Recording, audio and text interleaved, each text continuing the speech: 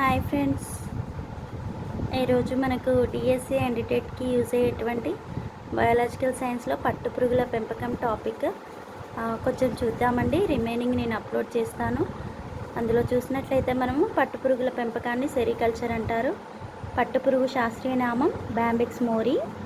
దీనిని ఇంగ్లీష్లో మనం సిల్క్ వామ్ అనేసి అంటాము. ఇది ఒక మాత్. దీనివలన పర్యావరణానికి ఎటువంటి హాని కలగదు. అటువంటి మంచి యూస్ఫుల్ పంట ఇది. పట్టు మొదటిసారిగా పుట్టిన దేశము అండ్ ప్రపంచంలోనే నెంబర్ 1 పొజిషన్లో ఉన్న దేశం ఏంటి అంటే చైనా. దాని తర్వాత రెండో స్థానంలో మన ఇండియా ఉందండి. ఇండియా లోపల మొదటి స్థానంలో ఏ రాష్ట్రం ఉంది అంటే కర్ణాటక ఉండడం జరిగింది. మొత్తం ఇండియాలో ఉత్పత్తి అయ్యే పట్టులో ఏపీ నుండి 15% ఉత్పత్తి అవుతుంది.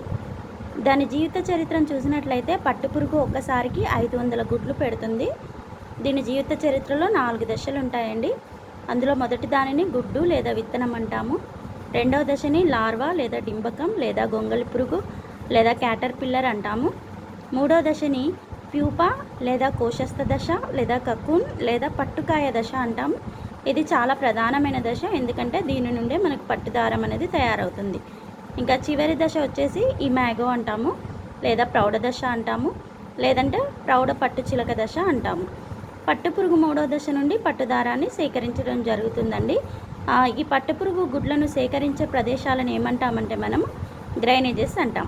మనకు ఏపీలో చిత్తూరు డిస్టిక్లో హార్స్లీ హిల్స్ వద్ద కూడా ఈ గ్రైనేజెస్ ఉన్నాయండి. ఈ గుడ్లను వెదురు కర్రలతో చేసినటువంటి ప్లేట్లలో ఉంచుతారు. వీటినే చంద్రికలు అని అంటారు. పట్టుపురుగు గుడ్డు నుండి లార్వా ఏర్పడిన తర్వాత 30 నుండి 35 రోజుల పాటు ఇదేం చేస్తుందంటే మల్బరీ ఆకులను విపరీతంగా తిని బాగా పెరుగుతుందండి.